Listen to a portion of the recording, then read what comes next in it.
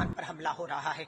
आज संविधान में कौन क्या खाएगा, क्या पिएगा, क्या पहनेगा, ये आजादी संविधान ने दी है। लेकिन कर्नाटक में बहनें क्या पहनेंगी, ये भाजपा ने संविधान पे हमला करके आजादी छीनी। आप उसके प्रधानमंत्री हैं। मत इस तरह की राजनीति करिए, देश को जलाकर आपकी कुर्सी बच जाएगी पर देश नहीं बचेगा। आज हम कुर्सी के लिए नहीं, आज इस देश के संविधान, इस देश के लोकतंत्र को बचाने के लिए लड़ रहे हैं। हमारा न्याय पत्र बिना पढ़े, कभी उसमें कहते हैं मुस्लिम लीग की छाप है, कभी मुसलमानों को खुश करने की बात है ना। हम तो किसान की बात कर रहे हैं, उस किसान की जो पंजाब से आता है, जो सिख है, जिसको आपने खालिस्तानी आतंकी कहकर आहत किया है, हम तो उसकी लड़ाई लड़ रहे हैं। प्रधानमंत्री जी आतंकवाद और बम की बात करते हैं, तो बम प्रधानमंत्री जी इस देश पर आपने फेंका है। वो बम से देश आहत है। वो बम क्या है, बा से बेरोजगारी और मां से महंगाई का बम आपका फेंका हुआ है कि 140 की जनता त्रस्त है। जम्मू कश्मीर वो पहला राज्य होने वाला है जहां पर महिला आरक्षण कानून लागू होगा। प्रधानमंत्री जी ने एक बयान,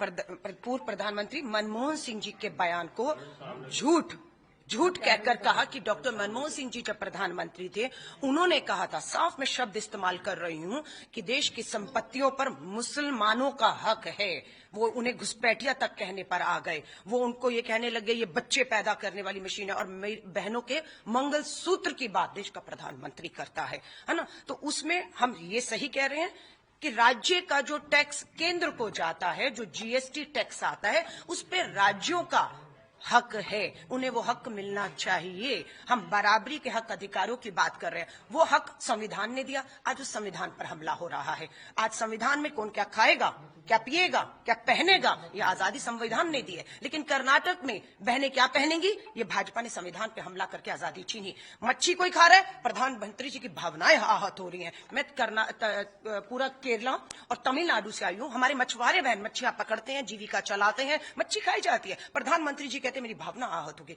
प्रधानमंत्री जी को कहेंगे 140 करोड़ का भारत है, आप उसके प्रधानमंत्री हैं। मत इस तरह की राजनीति करिए, देश को जलाकर आपकी कुर्सी बच जाएगी पर देश नहीं बचेगा। आज हम कुर्सी के लिए नहीं, आज इस देश के संविधान, इस देश के लोकतंत्र को बचाने के लिए लड़ रहे हैं। और अगर आप मुझसे सवाल कर रहे हैं सैम पित्रोदा जी को लेकर दोबारा, मैं कहां खड़ी हूं? मैं जम्मू में खड़ी हूं।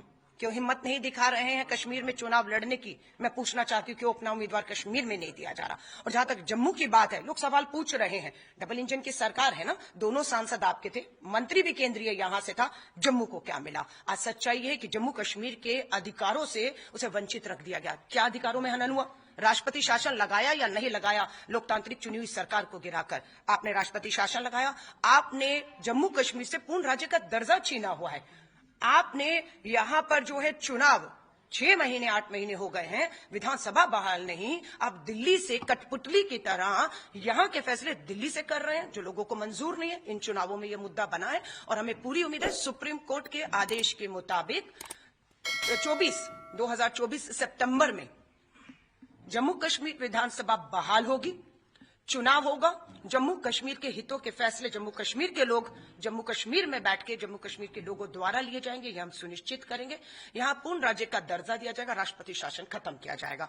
उसके बाद जम्मू कश्मीर के बहुत से मसले हैं, मुद्दे हैं, और जिसपे फिर मैं कहूंगी, भारतीय राष्ट्रीय कांग्रेस की एक प्रवक्ता होने के नाते मैं फतवा को जारी करके या नहीं कह सकती हूँ।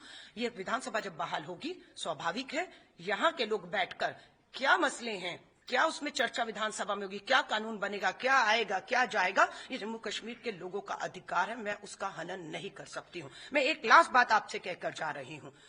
सुप्रीम कोर्ट का आदेश हो चुका है, लोकसभा चुनाव के परिणाम 4 जून को आएंगे। दूसरे चरण के चुनाव में 26 तारीख को जम्मू की सीट पर वोट पड़ेगा। लेकिन सितंबर 2024 का जो चुनाव है, लिख कर ले लीजिएगा, हमारे न्याय पत्र पे भी है। वो न्याय पत्र को हम प्रधानमंत्री जी को सौंपने के लिए समय मांग रहे हैं, क्योंकि प्रधानमंत्री जी ने अपना घोषणा पत्र, जिसको जुमला पत्र मैं कहूंगी, 10 दिन के अंदर कमरे में बैठा और तैयार कर दिया, लोगों पर थोप दिया। लेकिन हमारा न्याय पत्र बिना पढ़े, कभी उसमें कहते हैं मुस्लिम लीग की छाप है, कभी मुसलमानों को खुश करने की बात है ना। हम तो किसान की बात कर रहे हैं, उस किसान की जो पंजाब से आता है, जो सिख है, जिसको आपने खालिस्तानी आतंकी कहकर आहत किया है, हम तो उसकी लड़ाई लड़ रहे हैं, है ना। तो मैं आपसे फिर कहूंगी, अगर प्रधानमंत्री जी आतंकवाद और बम की बात करते हैं, तो बम प्रधानमंत्री जी इस देश पर आपने फेंका है। वो बम से देश आहत है। वो बम क्या है, बा से बेरोजगारी और मां से महंगाई का बम आपका फेंका हुआ है कि 140 की जनता त्रस्त है। अब मैं वापस आती हूं सितंबर 2024 को विधानसभा का चुनाव होगा, ये हम सत्ता में आने के बाद सुनिश्चित करेंगे। और मैं आपको लिख कर दे रही हूं, महिला कांग्रेस की राष्ट्रीय अध्यक्ष हूं। जम्मू कश्मीर वो पहला राज्य होने वाला है जहां पर महिला आरक्षण कानून लागू होगा। और मुझे जो बताया गया 88 सीटें हैं, 44 आधी सीटों पर आधी आबादी का हक है, पर आप देखेंगे कम से कम नहीं 30-35 सीटों पर पहली बार महिला आरक्षण में महिलाएं यहां से लड़ेंगी, जीतेंगी और इतिहास में नाम होगा।